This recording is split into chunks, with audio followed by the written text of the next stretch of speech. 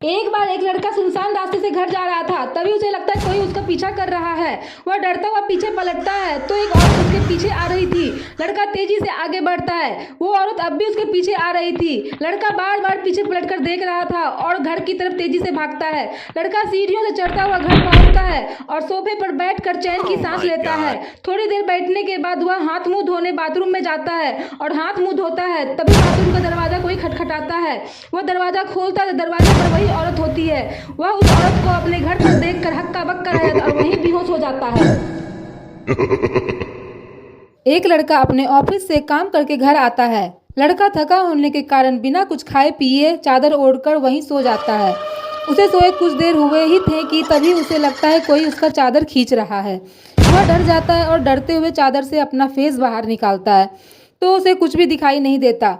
वह उठकर बैठ जाता है। तभी उसके घर के दरवाजे के पास किसी की आवाज़ आती है। लड़का दरवाज़ा खोलकर बाहर देखता है तो दरवाजे पर एक छोटा बच्चा खेल रहा था। वह उसे देखकर खुश हो जाता है। तभी उस बच्चे की माँ आती है और उस लड़के को घूरती हुई अपने बच्चे को लेकर नीचे चली जाती है। लड़का थोड़ा डर जाता है और दरवाज़ा लगाकर रूम के अंदर जैसे ही जाता है उसे अपने बेड पर वही माँ और बेटे खेलते हुए दिखाई देते हैं। वह डरकर वहीं बेहोश हो जाता है।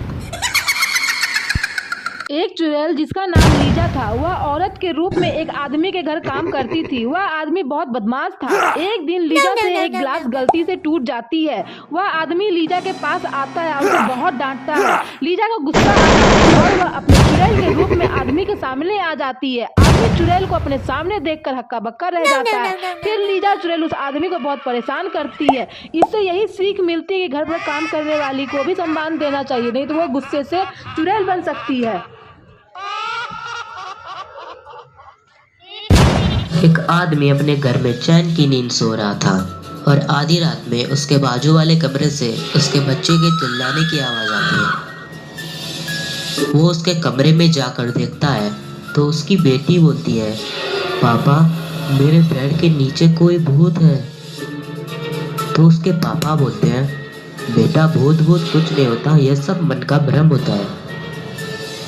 पापा फिर भी बेटी की तसल्ली के लिए बेड के नीचे देख लेते हैं और वो क्या पाते हैं कि बेड के नीचे भी उनकी बेटी थी और वो बोलती है, पापा मेरे बेड के ऊपर कोई है। एक पुराने घर में पति पत्नी रहने आते हैं। उस घर में एक चुड़ैल रहती थी पर पति पत्नी को इस बारे में पता नहीं था। एक बार पति अपनी पत्नी को चाय बनाने बोलता है। पत्नी बोलती है, रुको थोड़ी देर बाद चाय देती हूँ। पति गुस्सा हो जाता है। थोड़ी देर बाद पत्नी चाय बनाने जा ही रही थी तभी अचानक उसके सामने चुड़ैल आ जाती है। पत्नी डर जाती है। चुड़ैल बोली, डरो मत, मैं तुम्हारी एक इच्छा पूरी कर सकती हूँ, बोलो क्या चाहिए। पत्नी बोलती है, मुझे एक प्यारा सा बच्चा चाहिए। तभी चुड़ैल गायब हो जाती है। पत्नी डरकर चाय बनाने चली जाती है। फिर चुड़ैल पति के सामने जाती है। पति डर जाता है। चुड़ैल बोली, डरो मत, मैं तुम्हारी एक इच्छा पूरी कर सकती हूँ, बोलो क्या चाहिए। पति खुश होकर बोला, मुझे मेरी पत्नी से छुटकारा चाहिए। तभी चुड़ैल गायब हो जाती है। पति डर जाता है। तभी उसकी पत्नी और बच्चा सामने आ जाता है और उसका जीना हराम कर देता है। यह देखकर चुड़ैल बहुत खुश होती है। इसीलिए पति को सोच समझकर वरदान मांगना चाहिए। Oh my God.